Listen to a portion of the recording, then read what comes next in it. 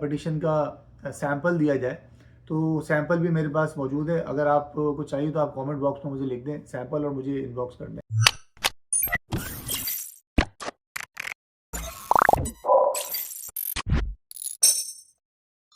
अस्सलाम वालेकुम, क्या हाल है आपके? खैरियत से हैं? ठीक ठाक।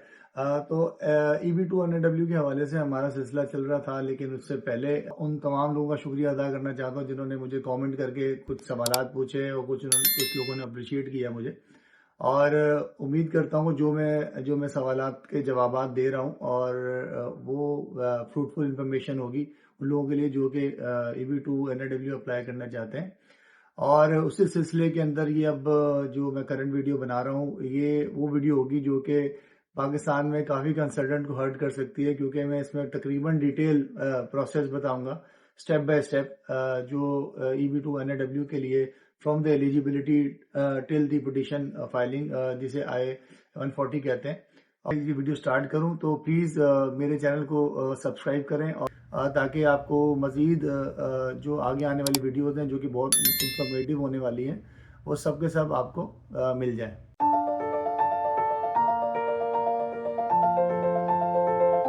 इस वीडियो को मैंने 7 से 8 स्टेप के अंदर ब्रेक किया है, जो कि समझने के लिए EB2 NAW के प्रोसेस को समझने के लिए बहुत आसान हो जाएगा।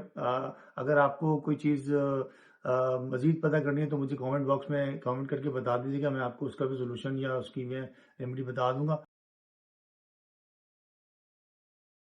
स्टेज 1 क्या हो सकता है? Understanding what actually EB2 NAW is all about. EB2 क्या होता है? इसको कहते हैं employment based preferential two programme और नेशनल इंटरेस्ट फेवर। NIW का मतलब होता है नेशनल इंटरेस्ट फेवर। अच्छा, ये एक इमिग्रेशन प्रोग्राम है यूएस बेस्ड, जिसमें यूएस अलाउ करता है हाईली प्रोफेशनल, एडवांस डिग्री और एक्सेप्शनल एबिलिटी, दो चीज़ों के ऊपर बेस करती है, जो कि आपका लीड करता है नेशनल इंटरेस्ट फेवर के ऊपर। नेशनल इंटरेस्ट फेवर का मतलब ये होता है कि आपको कोई भी एम्प्लॉयमेंट ऑफर लेटर की जरूरत नहीं होती इसके अंदर। मोस्ट इंपॉर्टेंट पार्ट इसके अंदर नेशनल इंटरेस्ट फेवर का है। नेशनल इंटरेस्ट फेवर से मुराद आपको मैंने पहले भी 2-3 वीडियो में बताई है कि नेशनल इंटरेस्ट फेवर होता क्या है। नेशनल इंटरेस्ट फेवर ये होता है कि यूएस वालों ने अपनी इकोनॉमी के लिए कुछ ऐसे लोग सेलेक्ट करने हैं आउटसाइड ऑफ द यूएस, जो कि सर्टेन स्किल सेट रखते हो, एडवांस डिग्री, एक्सेप्शनल एबिलिटी हो, और बहुत सारे उसके हो सकते हैं engineer, chartered accountant, researcher, journalist, scientist, कुछ भी हो सकता है वो बंदा, एक्सेप्शनल एबिलिटी हो उसकी। उसके बाद तो वो एक नेशनल इंटरेस्ट फेवर के तहत वो उसका ऑफर लेटर, जो एम्प्लॉयमेंट ऑफर लेटर, वो वेव कर देते हैं। स्टेज 1 होती है, जिसमें मैंने आपको इंट्रोडक्शन दिया कि what actually EB2 NAW is all about.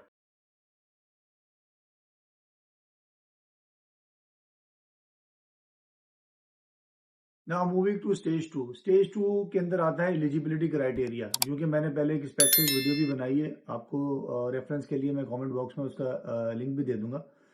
और इसके अंदर आता है एलिजिबिलिटी के अंदर, अगर आपने चेक करनी है eligibility before doing anything, you have to check the eligibility whether you are eligible for this programme और नॉट। सबसे पहला point, advance degree. Advance degree के अंदर मास्टर्स आ सकती है, इंजीनियर आपकी बैचलर्स आ सकती है, आपकी 5 साल का एक्सपीरियंस आ सकता है। और सेकंड पॉइंट आता है इसके अंदर एक्सेप्शनल एबिलिटी, स्किल सेट हो जो सिग्निफिकेंटली इम्पैक्ट करे यूएस की इकोनॉमी को।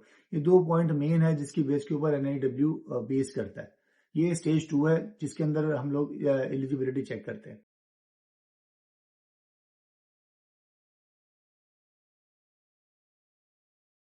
हिस्ट्री के अंदर बेसिकली आता है NIW criteria, to understand NIW criteria कि किस बेस के ऊपर NIW का प्रोसेस बेस करता है। इसके अंदर 3 पॉइंट USCIS अपनी वेबसाइट के ऊपर भी लिखता है। तो 3 पॉइंट होते हैं इसके अंदर मेन जो क्रिटिकल है, जिसकी बेस के ऊपर आपने पिटीशन बनानी है। Your work is substantially merit and national importance. आपका जो भी काम कर रहे हो वो एक अच्छा वैल्यूएबल काम हो, जो कि इनकी इकोनॉमी के लिए जरूरी हो और इनकी इकोनॉमी को बेहतर बनाने के लिए अच्छा हो, तो एक इम्पोर्टेंस क्रिएट करे। उसके बाद आपको सेकंड पॉइंट आता है, आप अपने ही काम के अंदर एक वेल पोजिशन हो। तीसरा इसके अंदर आता है यूएस को क्या बेनिफिट कर रहा है आपका काम, आप जो भी काम करते हैं, आपको जो स्किल सेट है वो क्यों आपका ऑफर लेटर, जो एम्प्लॉयमेंट ऑफर लेटर है, तो क्यों वेव करे। मैंने आपको पहले भी बताया था कि बहुत सारे प्रोग्राम्स हैं जो कि ऑफर लेटर के साथ यहाँ पे चलते हैं, कि आपके पास एम्प्लॉयमेंट ऑफर लेटर का मतलब ये होता है कि आपके पास जॉब आपको लैंड करने से पहले आपके हाथ में जॉब हो कि आपकी काम क्यों बेनिफिट करेगा कि आपको वो ऑफर लेटर वेव करे। स्टेज 4 के अंदर आता है right your propose Endeavour statement. अब प्रपोज एंडेवर स्टेटमेंट क्या होती है, ये अब आ गया वो स्टेज जिसके ऊपर आपने जिसमें आपने पिटिशन लिखनी है अपनी, और इसमें पिटिशन 4 से 5 क्वेश्चंस के ऊपर बेस करती है। इसके अंदर अगर आप वो लिख देंगे तो you be easily be getting approval and green card. ठीक, पहला सवाल होता है व्हाट इज योर फील्ड और प्रोजेक्ट। इसके अंदर आपने ये बताना है कि आपकी फील्ड क्या है, आपका प्रोजेक्ट क्या है। दूसरा सवाल आता है इसके अंदर जो आपने कवर करना है, what is it importance to the US economy. क्या ऐसी चीज़ कर रहे हैं आप कि जो अहम है यूएस इकोनॉमी के लिए। थर्ड आपने जो कवर करना है वो करना है हाउ विल योर स्किल और work contribute to this field. अब आप मिसाल के तौर पर उन्होंने आपको बुला लिया, अब वो ऐसा स्किल सेट ही नहीं है जो कि इकोनॉमी के अंदर आपका कोई काम कर सके, तो इंपॉर्टेंस ही नहीं है उसकी, तो आपको अप्रूवल ही नहीं देंगे।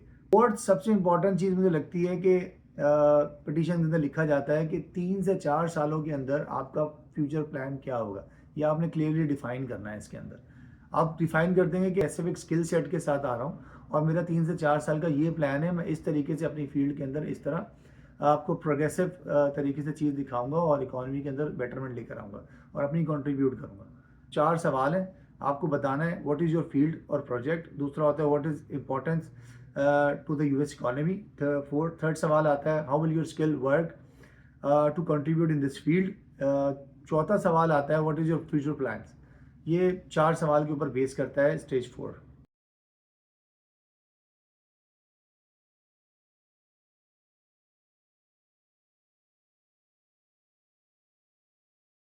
5 स्टेप 5 के अंदर सबसे इंपॉर्टेंट चीज़ ये आती है, लोगों को परेशानी भी होती है, गैदरिंग योर एविडेंसेस।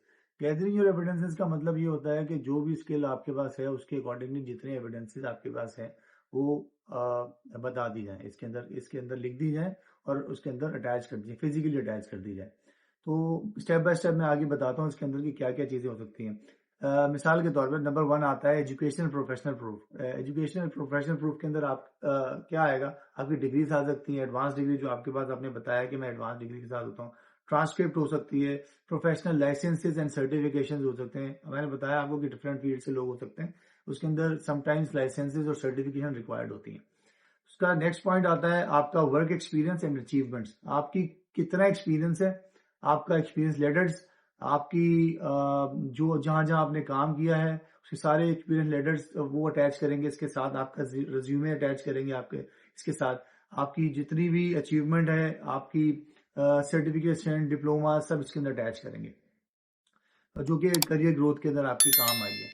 ठीक है, थर्ड पॉइंट इसके अंदर आता है evidence of impact. Evidence of impact का मतलब ये होता है कि आपकी जो भी आपने स्किल सेट आपके पास है उसके अंदर आपने कोई पब्लिकेशन की हुई है, कोई आपने साइटेशन की हुई है, कोई आपने रिसर्च जर्नल लिखा हुआ है, जो कोई कोई किसी किस्म की भी ऐसी एविडेंस है जो कि इसका फ्रूटफुल आप समझते हैं कि फ्रूटफुल होगा दिखाने के लिए कि इनको कि मैं सब्सटेंशियल मेरिट के तौर पे अपने मेरे काम के अंदर मैं एक एडवांस लेवल पे काम करता हूँ, तो वो दैट विल बी फ्रूटफुल, वो इसके अंदर आएगा, एविडेंस ऑफ इम्पैक्ट के अंदर आएगा। ठीक है, उसके बाद आपका लास्ट पूरे प्रोग्राम के अंदर सबसे ज्यादा यही देखा जाता है नेशनल इंपॉर्टेंस। नेशनल इंपॉर्टेंस का मतलब ये होता है कि आपको यूएस की वेबसाइट्स वगैरह पे जाके जो आपका स्किल सेट है वो बेसिकली उनकी वेबसाइट पे जाकर डेटा देखेंगे। यूएस का स्टेट बेस्ड डेटा वेबसाइट बनी होती है, स्टैटिस्टिक्स सारे होते हैं वहां पे, वो सारी चीजें निकाल के आप लेकर आएंगे और इसके अंदर लगाएंगे। लाइक यूएस डेटा और रिपोर्ट्स होती हैं जो कि आपकी फील्ड के मुताबिक आपकी स्टैटिस्टिक्स बता रही हो कि how your field is critical to the US economy.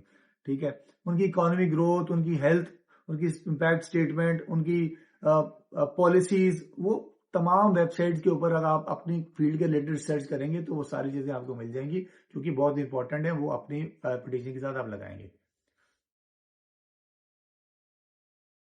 Step 6 basically getting recommendation letters.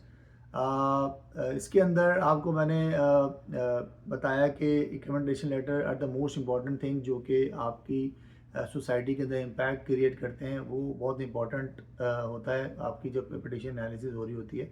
इसके अंदर 3 से 6 मैक्सिमम, मैंने जब अपनी पिटीशन बनाई थी मैंने 11 से 12 रिकमेंडेशन लेटर लगाए थे। इसके अंदर आप अपने किसी कोलीग से ले सकते हैं सेम फील्ड से भी ले सकते हैं, डिफरेंट फील्ड से भी ले सकते हैं। इसके अंदर आपकी लेटर मैं बताइए, आप किसी जज से ले सकते हैं, लॉयर से ले सकते हैं, चार्टर्ड अकाउंटेंट से ले सकते हैं, just to show how you are impacting the society.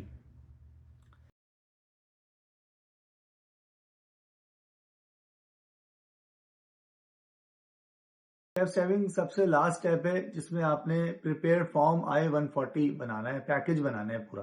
Package क्या होता है उसके अंदर मैं डिटेल बता देता हूँ आपको, कि लिस्ट डाउन कर लें आप, अगर लिखना हो तो लिख भी लें, वरना मेरी ट्रांसक्रिप्ट से, वीडियो ट्रांसक्रिप्ट से भी आपको मिल जाएंगी। इसके अंदर 6 से 7 चीजें हैं जो कि आपने लगानी है प्रिपेयर करने के लिए इस पैकेज को, जो फिजिकल बना के भेज रहे हैं पाकिस्तान से। सबसे पहले आपका फॉर्म I-140 होता है, ठीक है, ऑफिशियल USCIS फॉर्म होता है, वो आपको वेबसाइट से मिल जाएगा। इसके बाद आपने इसकी फीस पे करनी है, 7,055 ऐसी कुछ इसकी फीस होती है, वो फ्रॉम द US अकाउंट आपने पे कर दी, ठीक है। थर्ड आता है आपका कवरिंग लेटर और लीगल ब्रीफ, आपका कवरिंग लेटर होना चाहिए। उसके बाद आपका प्रपोज इंडेवर स्टेटमेंट होगा, बाद आपका रिकमेंडेशन लेटर्स आते हैं, तकरीबन 3 से 10 या 7-8 रिकमेंडेशन लेटर आप दे देंगे, वो लगा देंगे इसके साथ। ऑल सपोर्टिंग एविडेंसेस, मैंने आपको बताया था कि एजुकेशनल डॉक्यूमेंट, अचीवमेंट, सर्टिफिकेशन, जो भी आपके रिसर्च जर्नल्स हैं, रिज्यूमे है, ट्रांसक्रिप्ट, डिप्लोमा, सब आप इसके अंदर लगा देंगे, ठीक है। उसके बाद एक एक्सिबिट बनाएंगे, आप टेबल ऑफ कंटेंट बना देंगे इसकी पैकेज के अंदर। की तरह ही पैकेज तैयार हो जाता है I-140 का। ये स्टेज 7 था।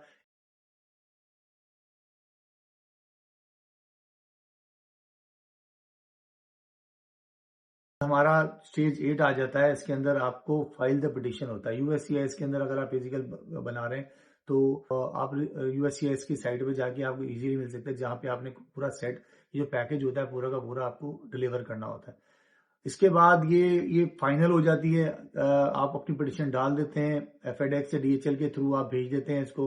उसके बाद आप 2 या 3 दिन के या 4 दिन के बाद उनको पहुंचता है, वो एक्सेप्टेंस देते हैं आपको, ठीक है। एक्सेप्टेंस के बाद वो 6 से 7 महीने लगते हैं मैक्सिमम, आपका अप्रूवल आता है या डिसअप्रूवल आता है, या RFE आ जाती है। RFE के ऊपर मैं अलग से वीडियो बना दूंगा, RFE क्या होती है, RFE के बारे में। जो कोई ऑब्जर्वेशन वगैरह, that is not the failure, it is the observation, जो कि उनको मजीद एडिशनल एविडेंस रिक्वायर्ड होते हैं। तो इसके ऊपर मैं सेपरेट वीडियो बना दूंगा। और this is all about stages of NAW petition, how you can file and prepare the I-140 package. तो आज के लिए, हाँ, इस एक और चीज मैं आपको बता दूं कि अगर आपको अगर आप लोग इंटरेस्टेड हैं कि आप लोगों को इसका पिटिशन का सैंपल दिया जाए, तो सैंपल भी मेरे पास मौजूद है। अगर आपको चाहिए तो आप कमेंट बॉक्स में मुझे लिख दें सैंपल, और मुझे इनबॉक्स कर दें, या मुझे कमेंट में कर दें कि मुझे सैंपल चाहिए। तो मैं आपको सैंपल PDF में या वर्ड में भी आपको सैंपल के तौर पर दे दूंगा, जो कि मैंने खुद बनाया हुआ है, ठीक है। क्योंकि कंसल्टेंट्स, मोस्टली कंसल्टेंट और दो जो कि ChatGPT पे लिखते हैं, लिख के आपको दे देते हैं, बोलते हैं बना दीजिए आप। मैंने पूरी की पूरी एक वेटेड मेरे पास पिटिशन पड़ी हुई, मैं आपको वो दे दूंगा, ठीक है। तो वीडियो भी काफी लंबी हो गई फिर दोबारा, तो इंशाल्लाह अगली वीडियो के अंदर मुलाकात होती है। प्लीज मेरे चैनल को सब्सक्राइब कीजिएगा